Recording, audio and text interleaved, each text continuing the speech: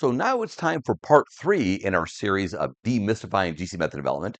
By the way, parts 1 and 2, if you haven't seen them, check out the links below down in the description. They're great videos. You don't want to miss out on those. So let's move on to part 3, demystifying GC method development. So now let's get even more complex, or I shouldn't say complex, just a different problem. And this one is, I have a sample of xylenes. And this is ortho para-xylene and ethylbenzene. So ortho para-xylene plus ethylbenzene should be 4 peaks. And let's take a look. So we're going to do our scouting run. I guess technically I should start at 40 degrees.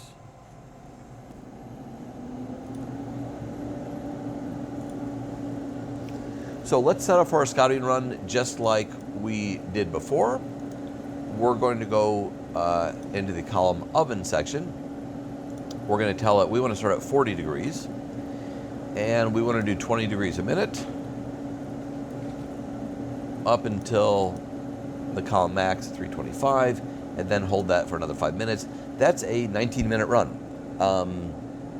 Now we may get all of our peaks off before that 19 minutes, but that is what a typical scouting run would be. So imagine an unknown sample going from unknown to a lot about the sample in 20 minutes. Because 20 minutes from now, I'll be able to tell you how many peaks are there, where the peaks are coming off, if there's any tight separations. Okay, so let's go ahead and name the sample.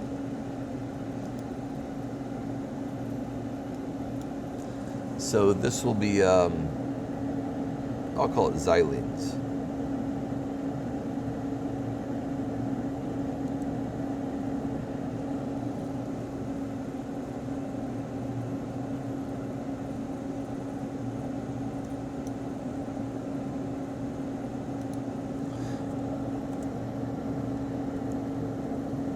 Just to remind us that we have 4 peaks. So it sounds like the GC is getting pretty close to being ready in terms of oven temperature. I really don't expect a lot of peaks this early with the xylenes. We should start looking at things like what are their boiling points and that sort of thing. But I'm treating this as a total unknown. How would I really do it? I'd start at a very low temperature, and then I would program up to a very high temperature. So let's go ahead and run the method. Now it's going to take it a minute or so for it to get ready, because once it gets to the correct temperature, it has to actually be there by default. It has to be there for 3 minutes. Usually we change that equilibration time to half a minute, but that's oftentimes why your GC will say it's not ready. If you're not sure why the GC is not ready, if you hit status, it'll tell you.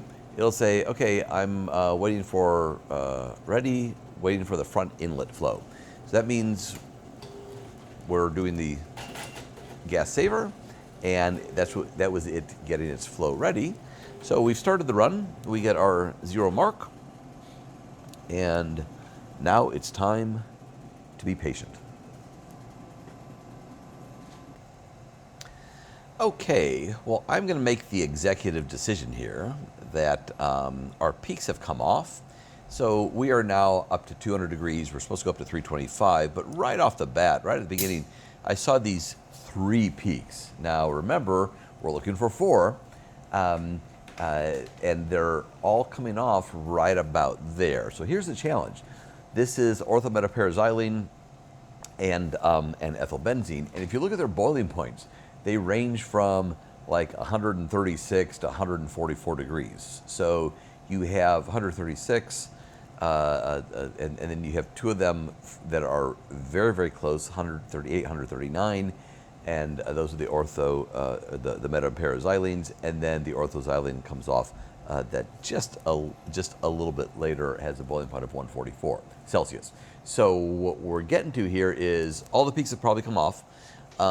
I see this pattern of 1, 2, 3, and one a lot bigger than the other, so chances are we are getting co-elution, and this is the 2 xylenes, para-xylene, they're co-eluting. There's ethylbenzene, it's up front. It's only a 2-degree difference in boiling point, enough to separate, And this is a couple of degree difference. And, oh, that's plenty, clearly plenty to separate. So let's work on this separation right here. And if I just go to my, my red line, I can see that the first peak came off at 61 degrees Celsius. And then I've got a 62, and I've got a 64. So I'm just going to go in here, and I'm going to set my oven at 60 degrees. I don't know if that's going to be the right answer, but I think it's going to be a lot closer than where we are right now. So 60 degrees.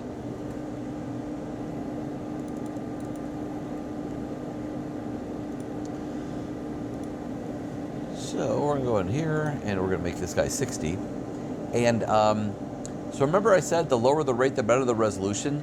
Well, since all these peaks are coming off like right next to one another, they're all coming off at about the same temperature. Let's give them the same temperature. Let's just give them constant temperature. What temperature should we use? Look at the first peak and shoot a little low. So I'm sort of guessing 60 degrees will be about the right temperature. Let's try that isothermally. And we might choose that maybe we're going to decide to go up a little bit from there. But let's take one more look at our chromatogram and our first peak. And I don't know if you can see what I'm doing, but I'm reading the bottom left part of the screen. It says 61 degrees. And then this guy says 64 degrees. Okay.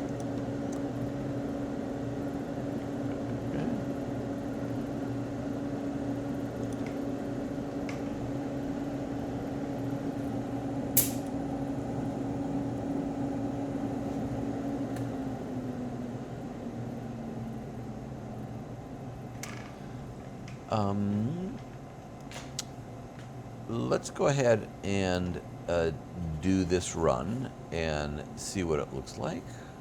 Oops. I forgot to stop that run.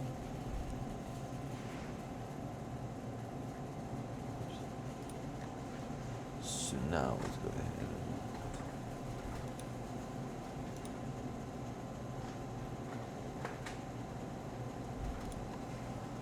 60, see.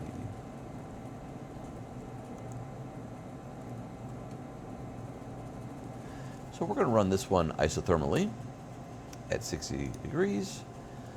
Let's make an injection and see what things look like.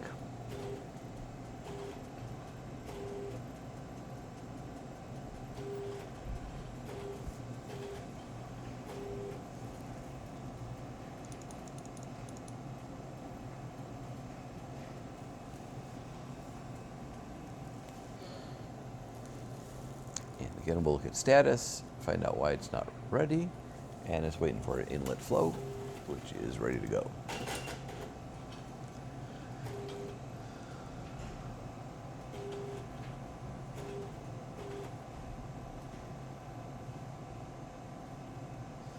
So remember last time we started at 40 degrees, and we saw those isomers up front of hexane. And now we're starting at 60, so you see they're going to be bunched tighter together. I don't know if you could tell. These guys a little further apart at 40 degrees. Now we're starting at 60, so we're bunching together those isomers, but that's okay because we don't care about those. But what we do care about is the little peaks that are going to come off in just a bit. Oh my. Look at that. Beautiful peak shapes. Whoever installed that liner really knew what they were doing. It's a good column installation. We can tell by the peak shapes. So here, I'm afraid we're getting the exact same pattern, aren't we? I mean, look at this. This is our 3 peaks, and it looks like those 2 peaks are still co-eluting. So we went to 60 degrees isothermal. Let's check our numbers. Our capacity factor should be at least 1. And it looks like our first peak's a capacity factor of just a little more than 1. So let's refine this one more step before we give up. It's not looking very promising. I'm doing isothermal, and I can't separate them. But let's look at some of our parameters. First of all, let's go ahead and stop the run. our linear velocity is very high. So first, three peaks. If we look at our capacity factors, our first peak of interest is 1.43. Remember, that looked like a little better than 1. We know that capacity factor less than 1 is not good, but if we get this up a little higher, then it couldn't hurt. So how do we get capacity factor higher? We start at a lower temperature. So let's go back in here and let's start at a temperature instead of 60. Let's go back to 40. Let's go to 45. Oops, I'm sorry. Let's say 45. It's a little easier to attain that. So let's do that. And, oops, make sure we're not doing a temperature program there. So 0, 0. So once we set 0 there, it's never going to try to change the temperature. Okay, and then the other thing I want to look at is, if you remember, we cranked up the linear velocity when we were doing method development. Let's bring it back down to a level that that should give us better efficiency, skinnier peaks. Will it be enough to give us a separation? Yeah, let's find out. So in this case, isothermal, we're going to say 45 degrees isothermal, and 32 centimeters per second.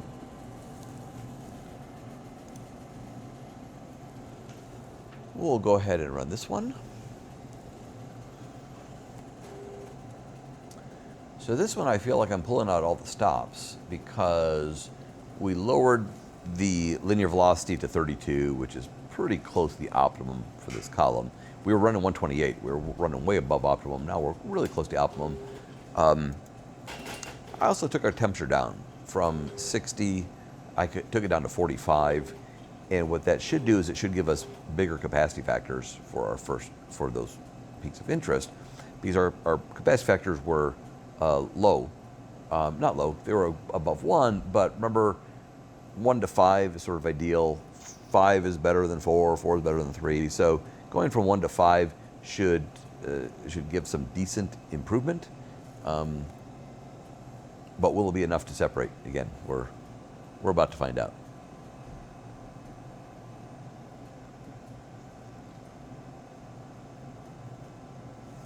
So our solvent front is going to be spread out a little more this time, because remember, when we ran it at 40 degrees the first time, it was spread out, and 60 was squeezed together. So it's going to look a little more spread out than it did before.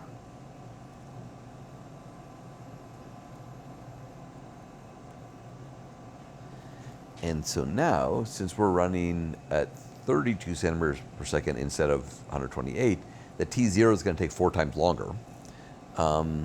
And our retention times will be 4 times longer. So we've got to be a little more patient.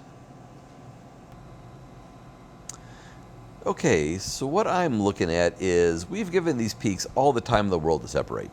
We've allowed them plenty of time in the stationary phase, but we're not separating whatever those two guys are, those two isomers. So now we'll go ahead and stop this run. Now we know it's time to try a different column, and in this case, it even had problems labeling that peak because of the fact that it was so much broader than the peaks we're used to seeing. So we're going to go fix that real quick while we're here. And all I'm going to do is I'm going to tell it to figure out how to integrate that peak. This little thing here, it's called auto integrate. Cool little magic wand. It goes in and it figures the right conditions that it needs, peak widths and slope sensitivities, and then we get a beautiful chromatogram. Unfortunately, as beautiful as it is, it's still 3 peaks and not 4. So now the next step is to put in a wax column. So that's real method development. It doesn't always work out the way we plan. Usually it does, because we start with a good column and a nice wide temperature program. But in this case, we run into the problem of selectivity. So it's not the end of the road, it's just a roadblock. All we got to do is get around that roadblock, and that is choose a different selectivity. In GC, that means choose a different stationary phase. So here we are doing method development, and we've run into the age-old problem of what to do when peaks do not separate. We started with a long temperature program, we optimized the flow rate, optimized all kind of stuff, and still did not get a separation, which means it's time to change the column. So what I'm going to do is I'm going to pull out the DB5 column and I'm going to put in a wax column, because wax columns are much more polar and they should do the job in terms of separating positional isomers. So I'm going to pull out the old column. So just our handy 1/4-inch wrench here. Let's loosen the front end. And then we'll come over on the detector side and do the same thing. Remember, they should not be very tight. Oh my. It's a little short.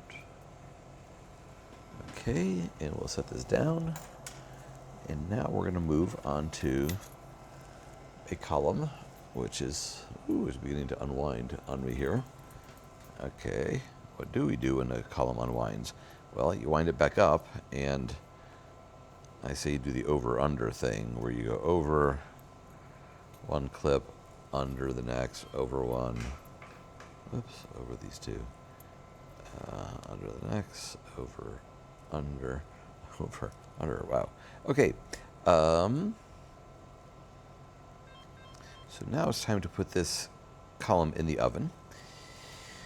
And ideally, I'm going to have an injector side and a detector side. Don't worry too much about lining everything up yet. We'll get to that point. So that's hanging in there.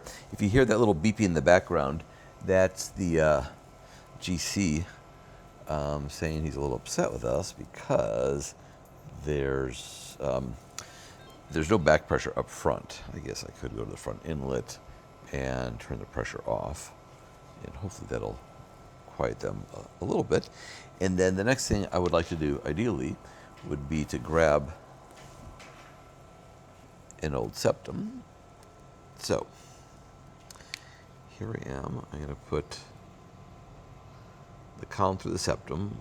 That septum is going to act as a little place that's going to mark the back of the nut. And then we are going to stick the column through the ferrule. And remember the rule, anytime the column goes through the ferrule or goes through anything, we're going to cut off the end of the column. So we're going to come up here. Get a nice cut. See, it looks nice and beautiful. So now we're going to hold up to the wrench, hold it up now to the ruler, and take a look at the distance. So it's supposed to be between 4 and 6 millimeters. I'm going to pull it back. It's at about 6 right now. It's at about 5 right now. So that's exactly 5 millimeters. So I know if the nut, back of the nut, is touching the septum, it's exactly 5 millimeters. So I'm going to put it up into the inlet, and while I'm holding the septum, I'm going to tighten the nut. And that way I know that as long as the septum is touching the nut, I have the exact correct distance. It's going to be finger tight plus a 1/4 turn. Give it a little tug, make sure it's nice and stable. So on the back side, we're going to do the exact same thing. We are going to take the end of the column. Now, on the detector side, we don't need to measure anything. We just need to shove it all the way up till it stops and pull it back a little bit. That's the official rule. So we can do that without measuring, but we do need to cut off the end of the column. Remember the rule, anytime the column goes through a ferrule, we'll cut that off. So here's my trick. When we stick this up there, the column's going to go up like this much, but I'm going to start off, just want to look at the end of that real quick. I'm just going to give it another. Okay, so it's going to end up going up a bunch more, but I'm going to start with just a little bit sticking out, because that's going to make this next part much simpler, and that is so the column needs to fit into the FID jet. The jet is a really tiny little hole, and it's hard to hit it exactly in the jet. So what you do is you start the nut off with a couple of turns, and then you shove the column up. So now it's exactly lined up. So I shoved it up. I don't know if you can tell. I shoved it up quite a bit, right? Shoved it up to the top, and then I'll tighten it a little more. And now I could feel it. So I feel it gripping the column. So it's real easy to move it up and down. So I'm going to touch the top. I'm going to move it down a millimeter. And 1 is perfect, 2 is fine, 3 is fine, 4 is good enough. Shoot for a millimeter. And then tighten it. Remember, nothing needs to be monster tight here. We're not dealing with pressures that are above, 30 or 40 psi up here. Back here, it's, a couple of psi. Okay, so I'll give it a little tug. That looks good. That looks good. The next thing, we ideally don't want the oven walls to be touching the column. So technically, this is violating that. You see how the column is sort of touching the oven. So no problem. Just lift it up. And what am I going to do? Oh, I don't know. I'm going to go over there for a half loop. Something like that. No one said it has to look pretty. Ideally, we're not touching the walls, and we don't have any really tight turns. If it's touching the wall, actually not the worst thing in the world, but ideally not touching the walls, no tight turns. That all looks really good. I'm going to come back up here, and I'm going to turn my inlet pressure back on. And when I turn it on, right now it's set to 4.2 psi, and it's coming up to 4.2 psi. That's the ultimate test in terms of I didn't make any major mistakes. I didn't leave any big gaps. I didn't leave any of the nuts too loose. Otherwise, it would have shown up as a pressure issue, especially anything up here. So now I have the new column has been installed. I'm going to turn everything back on. So it's going to take things a minute, of course, to come back up to temperatures, etc. But once that happens, we will be ready to start up again.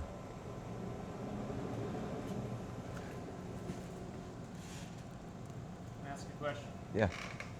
So your last optimized method on the DB5 was isothermal at 45. So would you start isothermal at 45, or are you going to do another scouting run? Thinking about the exact same thing. I'm thinking about doing a little more of a scouting run, but I know I don't need to go up very high temperature. So I'll probably do a 40 to, 150, 20 degrees a minute.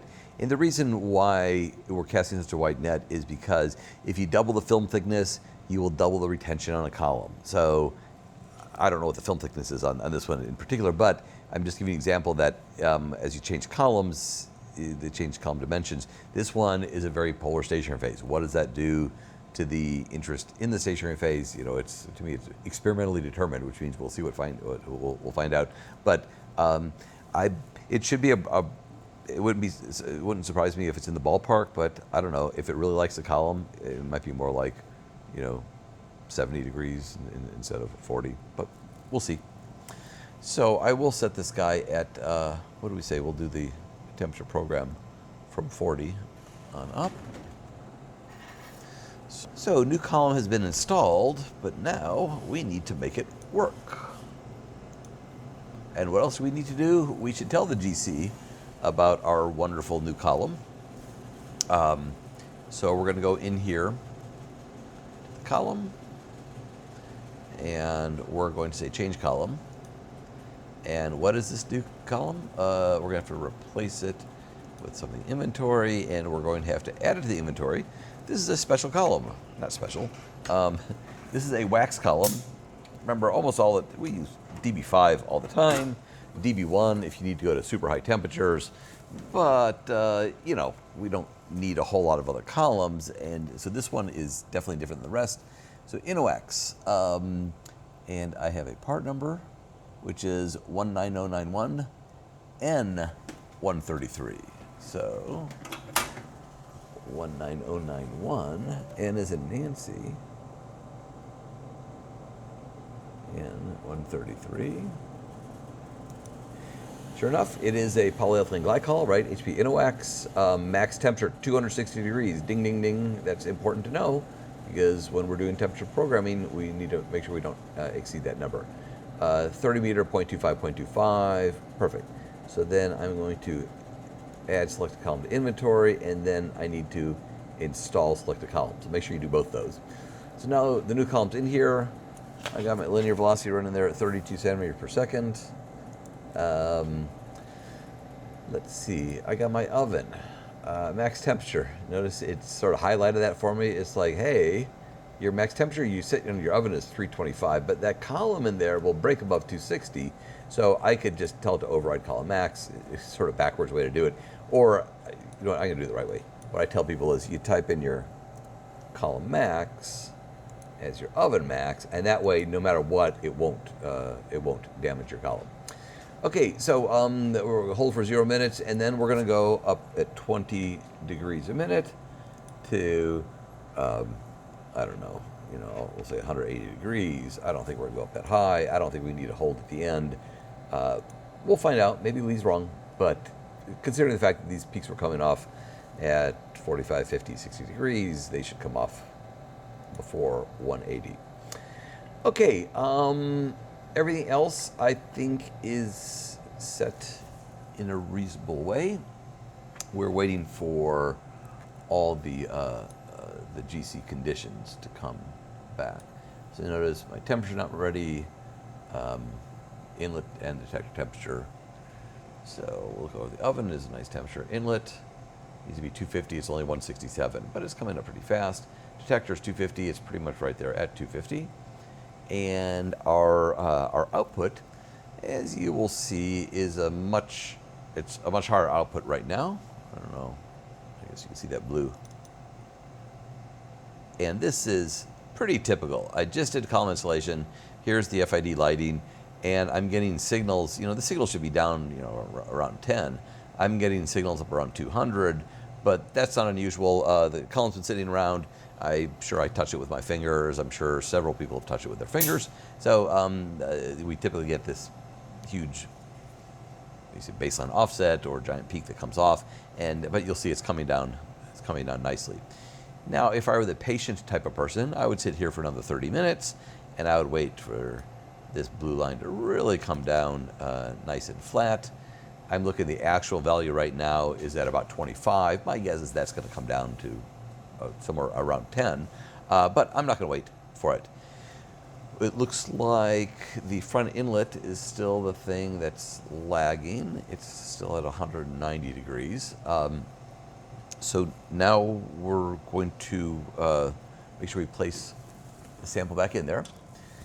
So recap where we are. We're trying to separate ortho para-xylene and ethylbenzene. So that's a real mixture, by the way. You'll see that in aromatic mixtures from any kind of petroleum products. It's not uncommon to see all the isomers, and it's difficult to separate two of them because, as we discussed, they have very similar boiling points. So we've now gone to a very polar column in hopes that that polar column is going to take advantage of that structural difference.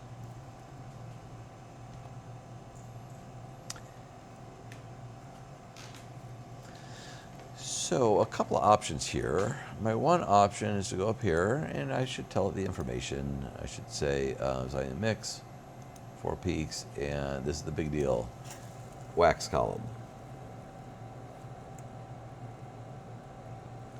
Now, the wax columns, invented by Union Carbide. They invented it called the Carbowax. I think it was 20,000 molecular weight polyethylene glycol. They trade named it Carbowax, so everyone else has to use a different name. So you'll see names like RTX Wax from Restec, and ZB Wax from Phenomenex, and DB Wax from J&W, HP Wax, which back when there was an HP, the HP Wax was around, and this is one of those. The HP Inowax is one of those wax columns. So yes, this column's been around for a while. I guess you could tell since the fact that Hewlett-Packard changed their name 26 years ago. Oh my gosh, it's a 26-year-old column. So does it still work? We're all just about to find out. So the GC is not quite ready, but I'm going to go up here and I'm going to tell it to go ahead and to run the method. Now it's going to come up with a little note and saying, well, I don't think I'm ready. But if you think you're ready, you can override. So I'm going to go over to the status, and it's telling me it's not ready for a couple of reasons. Because the gas saver mode, well, I know that that's the gas saver mode is on, and the front inlet temperature. So I could take care of the gas saver mode by just hitting prep run. So if I do that, gas saver mode will disappear. And then the next thing I could do is, if I think that the inlet is hot enough and is probably going to work okay, I could go ahead and tell it to override this, just go ahead and make the injection. So I hit prep run, right? Okay, and that guy is ready for inlet flow. So I'll go ahead and tell it to start the run. Okay, so we're gonna go in here and tell it X column. We'll tell it to go ahead and run.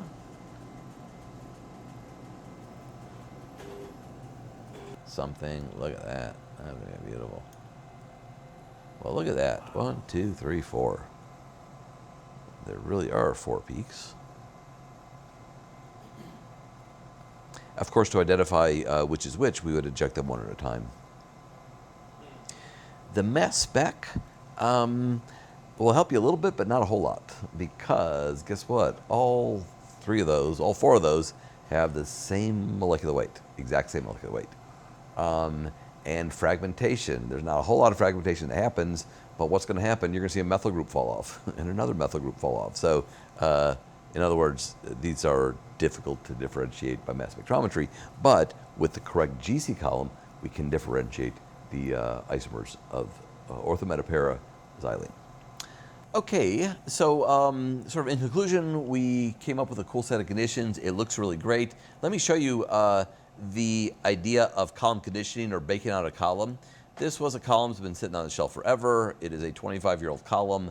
The first time we run it, we should condition it, which means bake it out, take it to its high column temperature or 25 degrees below that, let it sit there for a little bit and bake it off. So the very first time we ran it, I didn't take it up to its highest temperature as I should have, but you could see all this noise. This is not noise, these are actual compounds coming off your column, and enough that it was even covering up the peaks. Once I then went in there and baked it off, we ran it the second time, and this is without a complete bake-off, but you could clearly see the same temperature program. We're just now starting to see the baseline go up, and the most important part is we got our beautiful separation of our 3 xylenes and ethylbenzene. So again, mass spec's not going to help you there. They all have the same molecular weight and pretty much the same fragmentation patterns. So we're going to go ahead and stop the run. And when it stops, we should get the information about our 3 compounds, and we see their resolutions are, these are the guys that we care about. We'll go back in there and fix this a little bit, but it looks like we're getting gigantic resolutions. Let me say previous. So we have 1, 2, 3, 4. So the 157 is not ours. 157. Oh no, the 157. Okay, so here's our first peak of interest. It has a resolution of 23. Next one, 2.3. Next one, 1.96, and then 13.3. So these were the 2 peaks that were right on top of each other. We had no resolution at all. 1.5 means we got baseline, so we literally had 0 in terms of resolution, and now we got it to a point where we could reproducibly measure the different isomers of xylene. So that's GC. That's method development. Even with a tough problem, don't give up. When you come up to a roadblock, ask yourself the question, why didn't it work? And then fix that parameter. We'll see you the next time here at Axion Labs.